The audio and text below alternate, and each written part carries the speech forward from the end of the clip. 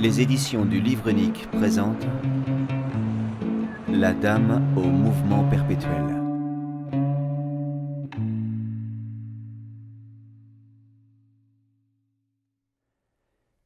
Ce jour-là, un vendredi, la jeune comtesse de Trémières rentrait encore plus pâle et plus défaite que de coutume à son hôtel de la rue de Varennes. Des cercles violacés sous les yeux, les lèvres mi-ouvertes, le front perlé de gouttelettes de sueur, enfin tout un désordre dans sa charmante figure de madone italienne. Elle monta péniblement l'escalier qui conduisait à son appartement, très peureuse et si lasse que son léger chapeau-capote lui semblait un casque de fer, et que son costume de velours bleu emprisonnait son corps, raide comme une armure. Tout lui était lourd, même les dentelles de sa robe, même ses gants, même ses bagues. Déjà à plusieurs reprises, le comte Georges de Trémières, un gentilhomme normand, avait paru inquiet, ombrageux en présence des lassitudes inexpliquées de sa femme. Craignant de rencontrer son mari, la comtesse hâta le pas, traversa le couloir et entra dans sa chambre, le cœur battant. Comme la jeune femme se déshabillait, deux petits coups secs retentirent à la porte. Une voix demanda « Madeleine ?» Une voix plus douce, presque tremblante, répondit « C'est vous, Georges ?»« C'est moi. » La comtesse entr'ouvrit la porte. Monsieur de Trémières apparut.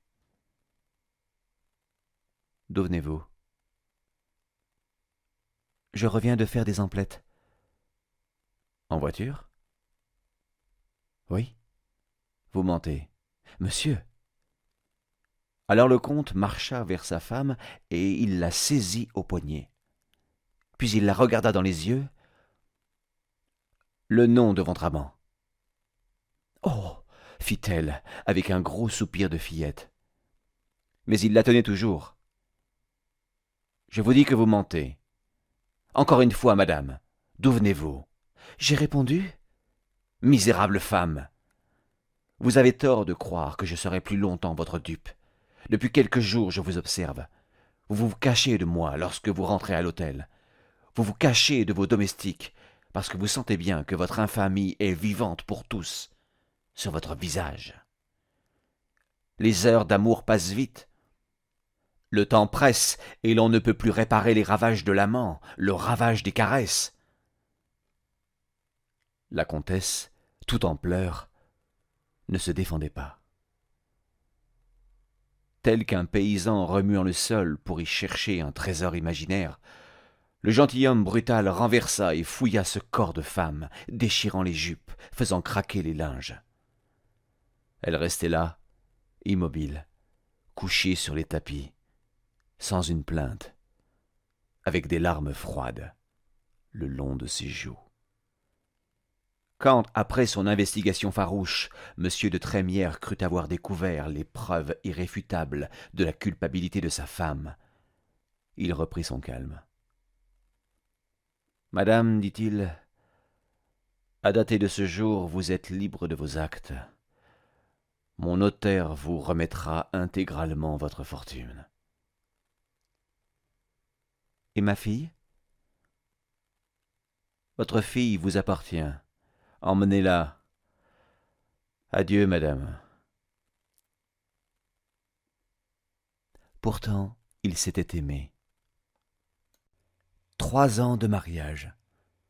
D'errante à ne savoir qu'en faire, un blason, l'orgueil de l'armorial de France, une fille, un bijou d'enfant, tous deux pleins de la joie de vivre. Est-elle vraiment coupable, celle qui l'a chassée ? C'est la question qu'à ces heures de tristesse, le comte de Trémières se pose toujours, et il dit « Oui ». Car toujours elle reparaît, le mignon visage fatigué, éreinté.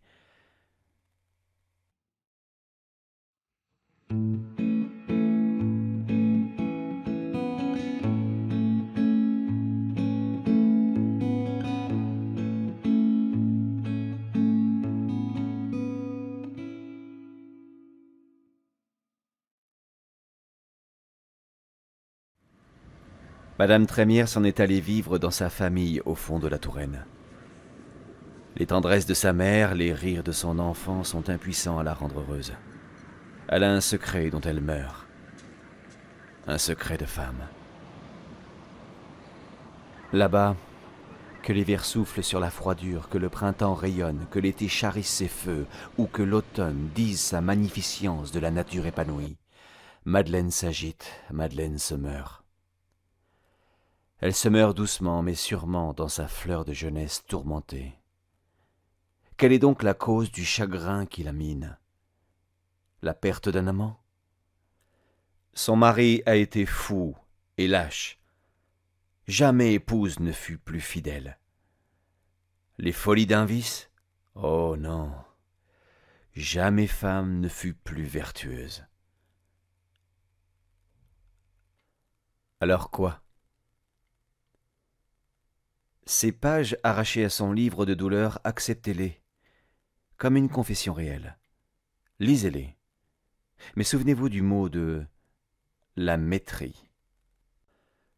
On dit mieux les choses en les supprimant, on irrite les désirs en aiguillonnant la curiosité de l'esprit sur un objet en partie couvert qu'on ne devine pas encore et qu'on veut avoir l'honneur de deviner.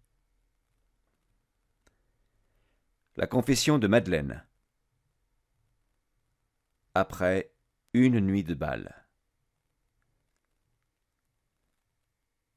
Mon mari me regardait danser, au bras du vieux baron de Formose. Georges me souriait au passage, et je lui rendais son sourire. Il comprenait bien que le valseur n'existait pas pour moi, et que toute ma pensée, tous mes désirs, toutes mes fièvres allaient vers l'homme que j'aime, le seul que je veuille aimer. À un moment, sans que je puisse expliquer ce mystère, il s'est fait en moi un trouble bizarre. Mes yeux se sont obscurcis, je défaillais, honteuse d'une volupté que je n'avais pas recherchée, que je voulais fuir. Était-ce la chaleur du salon, l'éclat des lustres, l'étreinte à peine marquée de monsieur de Formose, un vieillard? Je ne sais pas. Au retour du bois. Ma belle-mère se trouvait seule avec moi dans la calèche qui faisait le tour du lac. Sous mon ordre, le cocher a ralenti le pas des chevaux. Malgré l'extrême lenteur de la marche, j'éprouvais une sensation voluptueuse. Des mains invisibles me berçaient. Était-ce le léger cahotement de la voiture? J'ai déjà ressenti la même ivresse.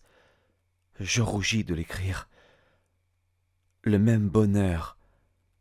Un jour que, toute jeune fille, je montais sur les chevaux de bois. En respirant l'odeur des fleurs. Un seul bouquet d'héliotrope et de jasmin a suffi pour me jeter dans un état d'exaltation étrange. Les senteurs me prenaient à la gorge. Je haletais, énervé. Après avoir renoncé au cheval, aux longues promenades en voiture, faut-il encore que je renonce à me mouvoir? J'ai refusé les soins de mes femmes de chambre, tout contact m'énerve, la moiteur du lit, alors même que je suis seul, m'exaspère. Après la rupture, Georges m'a chassé de sa maison, comme une infâme. Il a bien fait. Je suis une malheureuse créature, j'ai été sur le point de tout lui avouer. Un mari ne croit pas à ses fatalités, il a le droit de ne pas y croire. Mon visage, mon corps, tout mon être, les battements de ma poitrine, la décoloration de mes lèvres, mon regard éteint accusaient des ravages de l'amour. Je n'appartenais plus à Georges, étant la proie de toute chose, la femme sensuelle qui frissonne, se pâme et jouit, sans désir, sans vice, de par l'ordre d'une volonté mystérieuse et implacable. Doublement abrité par le calme de la province et de la famille, j'espérais pouvoir lutter contre ces émotions qui se succèdent, malgré mes révoltes, malgré mes angoisses. Mais aujourd'hui, je vois bien qu'il n'y a plus d'espoir. Je me consume dans le dédale de ce chemin mouillé de mes larmes, rouge de mon sang. La tempête souffle encore.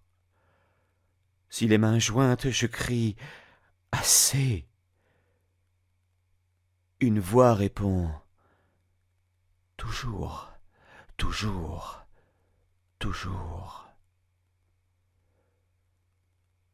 Je suis obligé de dire à ma fille « Tes caresses me font mal. » Comme je disais à mes femmes de chambre « Ne me touchez pas. » J'ai essayé des bromures, de toutes les médications à la mode. Rien, rien. J'ai voulu prier un soir à l'église du village, toute seule, affolée et perdue.